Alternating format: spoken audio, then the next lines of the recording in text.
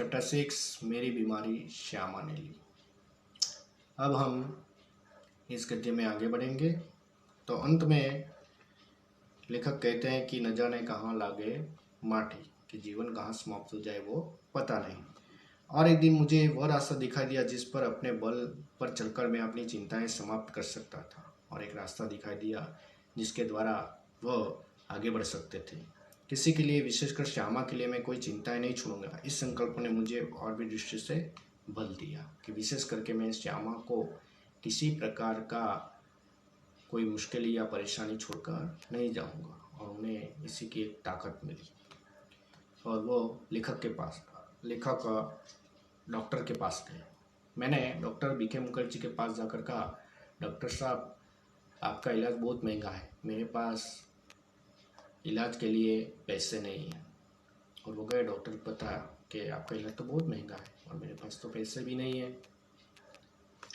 इसके पूर्वक कि मैं कुछ और कहूँ या पूछूं, डॉक्टर ने बदनाम मुंहफट स्वभाव से कहा, पैसे नहीं है तो जाओ मरो। कि जैसे ही लेखक कुछ कहने के लिए बोलने वाले थे, लेकिन तुरंत ही जो डॉक्टर है वो अपने बदनाम मुंहफट स्वभाव से कहने लगे कि अगर पैसे नहीं है तो जाओ, मर जाओ। तो आज भी देखते हैं कि पैसे नहीं होने के कारण कई व्यक्तियों को मरना पड़ता है। तो डॉक्टर ने कहा कि पैसे नहीं है तो मर जाओ।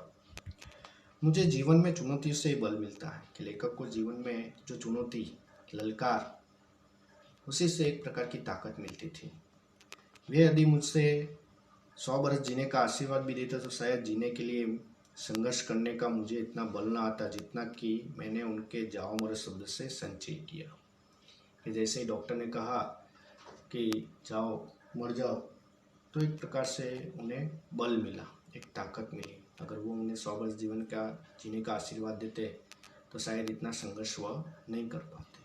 कहते हैं ना, कई व्यक्ति ऐसे होते हैं जो किसी के बुरे वचनों से ही आगे बढ़कर कुछ बन पाते हैं।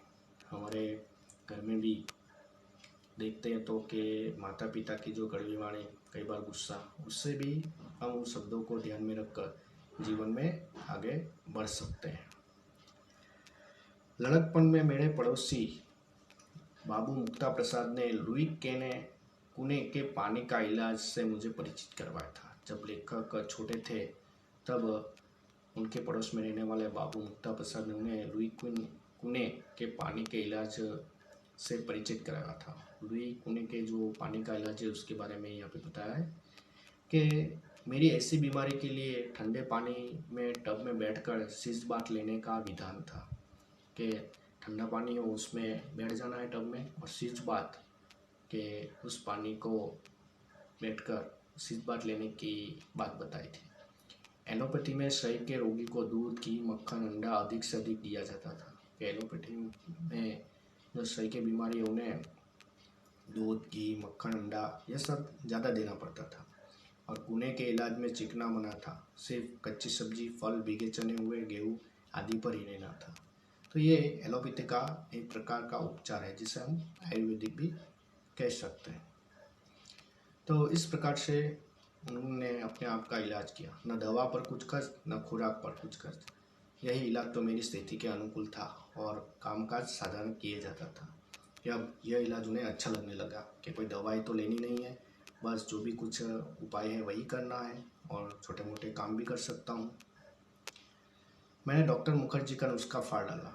नुस्खा यानी कि उपाय, डॉक्टर ने जो कहा था दवाई लेने के लिए, आराम करने के लिए, उन्होंने वो फाड़ डाला और कुने के अनुसार सिजबात आरंभ किया। तदनुसार खुराक आदि रखी कि सिजबात लेने लगे और जो भी खुराक है, दवाई है थोड़ी सामान्य सी, वो भी लेने लगे।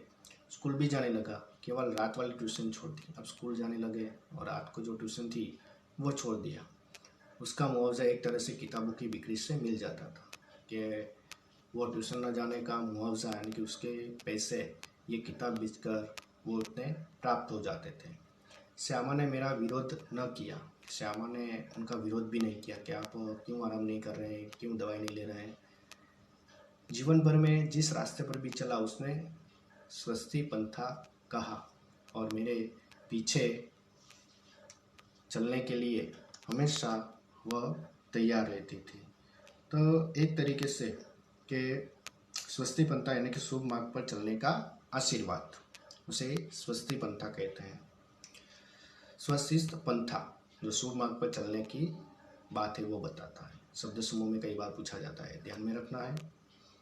मेरी स्नान चिकित्सा के संबंध में भी वह प्रतिदिन अपनी सेवाएं सहयोग देती रही।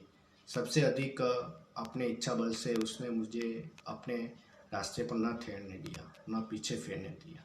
कि अब श्यामा लेखक की सेवा भी करने लगी और इस बीमारी के इलाज के लिए जो भी कुछ ज़रूरतें हैं वह सब कुछ लेखक की सहायता करने लगी। राह पकड़ तू चला चल पा जाएगा मधुशाला, के राही तो अपनी राह पकड़, एक मंजिल पकड़, चलते चलते आगर तो अपनी मधुशाला, अपनी मंजिल को अपने आप प्राप्त करेगा। लेखक अपने अडिग इच्छा बल से उसने जो सबसे बड़ा संयोग दिया और जो सबसे बड़ा चमत्कार किया वह था कि जितने दिन मेरा इलाज चलता रहा उसने अपने सारे रोगों को जैसे किल दिया हो और कभी एक उंगली दुखने का भी शिकायत नहीं की। कि अब जो लेखक हैं उनकी सेवा में वह दिन रात लगी रही, उनकी पत्नी, और यह एक प्रकार का चमत्कार था कि जितने दिन भी लेखक का इलाज चला उतने दिन वो अपने सारे रोगों को, बीमार होते हुए भी अपने सारे रोगों को किल दबा देती है और एक उंगली भी न दुखे उसकी भी शिकायत श्यामा नहीं करती है।